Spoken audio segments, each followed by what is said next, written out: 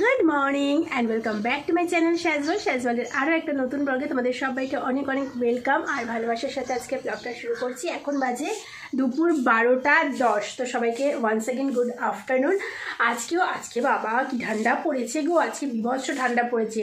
সকাল থেকে না পুরো ল্যাদ খেয়ে শুয়েছিলাম, কিচ্ছু ইচ্ছে করছিল না। আজকে ভাবছিলাম যে ব্লগও শুরু করতে ইচ্ছা করছিল না, তারপরে ভাবলাম যে না, এটা করলে হবে না শ্যামলী, ল্যাদ খেলে চলবে না।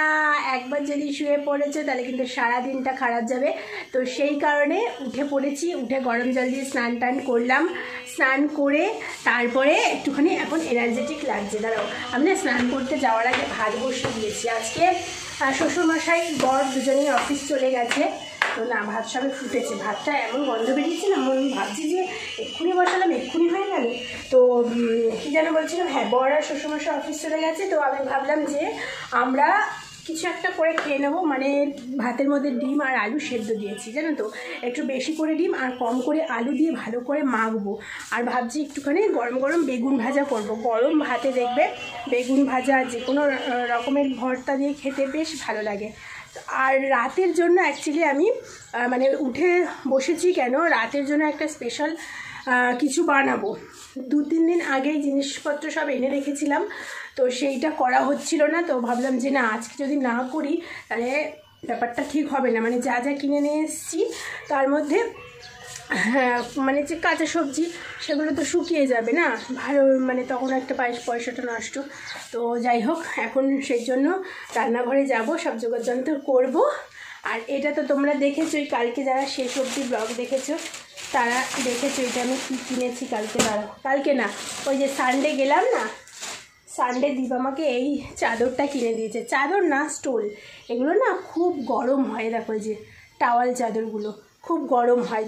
কিন্তু এখন আমার সকাল থেকে এত ঠান্ডা লাগছিল, কিন্তু এখন একদম ঠান্ডাটা লাগছে না। কেন বলো তো, যে স্নান করেছি না, খানিকক্ষণ এখন ঠান্ডা লাগবেও না, কিন্তু রান্নাঘরে যাব যখন তখন হয়তো ঠান্ডা লাগতে পারে।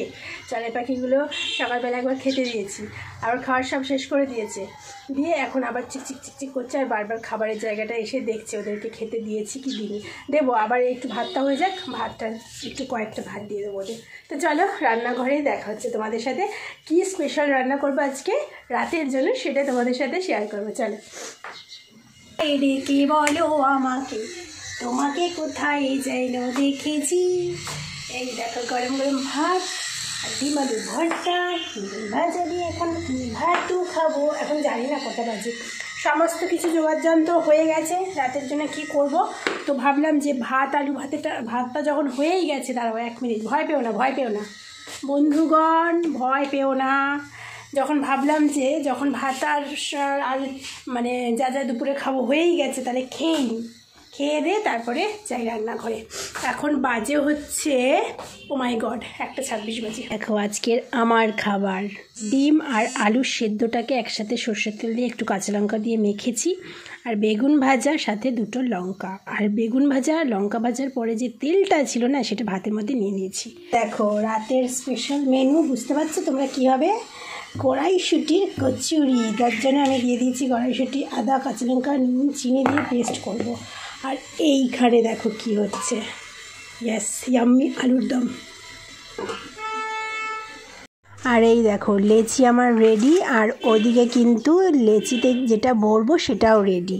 বন্ধুগণ 3:30 বেজে গেছে। ওরে বাবা রে বাবা, বুড়ি হয়ে গেলাম শুধু কচুরির পুর আর ময়দা মেখে এই পুরের লেচিগুলো বানাতে।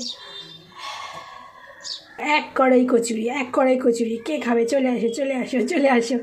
এইটা দেখো, এই বাটিটার মধ্যে না অনেকক্ষণ, এখন তো করবো না, রাতেবেলা করবো, তারপরে না একটার সাথে একটা লেগে যাবে। ওর জন্য কী করেছি, এটার মধ্যে একটু তেল মাখিয়ে নিয়েছি।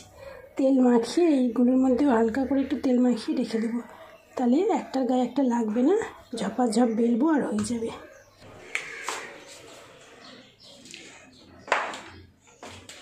কচুরি বানাতে আজকে মনে হলো অর্ধেক বয়স পেরিয়ে গেল, এরকম ফিল হচ্ছে আমার। সে কখন গেছি বাবা। এই কচুরি জিনিসটা খুব ইজি করা, আগে তো করতে পারতাম না, এখন শিখে গেছি, খুব ইজি মনে হয়, কিন্তু খুবই ধৈর্য এবং সময় সাপেক্ষ। ওই লেচিতে পুরগুলো প্রথমে আমি গোল্লা করে নিই, তাহলে কী হয় বলো তো, প্রত্যেকটা শীতকাল কচুরিতে একই কোয়ান্টিটির পুর বোঝা যায়। আর যদি তুমি এতটা দলা থেকে একটু একটু নিয়ে দাও, সেইটার থেকে পুরো সমান, মানে যেমন আমরা ময়দা লুচির লেচি কাটি সেরকম আমি না এরকম করে করি, মানে পুরো পুরটা হয়ে যায় যখন ঠান্ডা হয়ে যাওয়ার পরে সমান পরিমাণে সমান কোয়ান্টিটি নিয়ে গোল্লা গোল্লা পাকাই, তাহলে কচুরির মানে প্রত্যেকটা কচুরিতে যেটা বললাম একই রকম পুরটা থাকে। তো সেটা করতে করতে আমার অবস্থা ঢিলা হয়ে গেছে, 3:45 বাজে এখন জানো।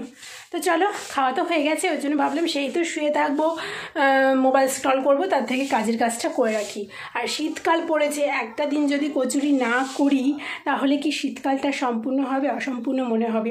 আর আমার বর তো কচুরি খেতে ভীষণ ভালোবাসে। আগে একদিন যদিও বা করেছিলাম, কিন্তু সেদিন ওই পুরটাকে মানে পেস্টটাকে, কড়াইশুঁটির পেস্টটাকে ময়দার সাথে মেখে নিয়ে করেছিলাম, সেটার কিন্তু একটা একরকম টেস্ট, আর এরকম প্রপার কচুরির কিন্তু আরেক রকম টেস্ট, মানে দুটো টেস্টই ভালো। কিন্তু আজকেরটা আই হোপ বেশি ভালো লাগে সবার, তাই না? তোমাদের কোনটা ভাই বেশি ভালো লাগে অবশ্যই কমেন্ট বক্সে কমেন্ট করো।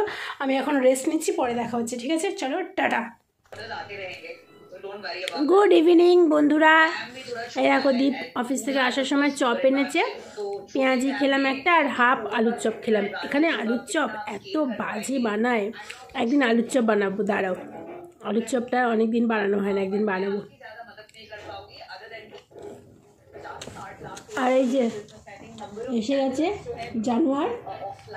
হ্যালো, অনেকক্ষণ ছানায় গড়াগড়ি হয়ে গেছে, এবারে যাই রান্নাঘরের দিকে।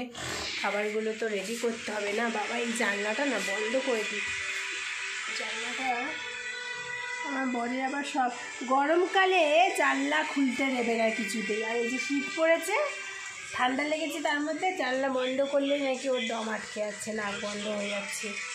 ভাবো কাণ্ড। ঠান্ডা হয়ে গেছে, একটু কম, ঠিক আছে, আস্তে আস্তে হোক। ইয়েস, ফুল গায়া রে, ফুল গায়া রে, ফুল গায়া রে।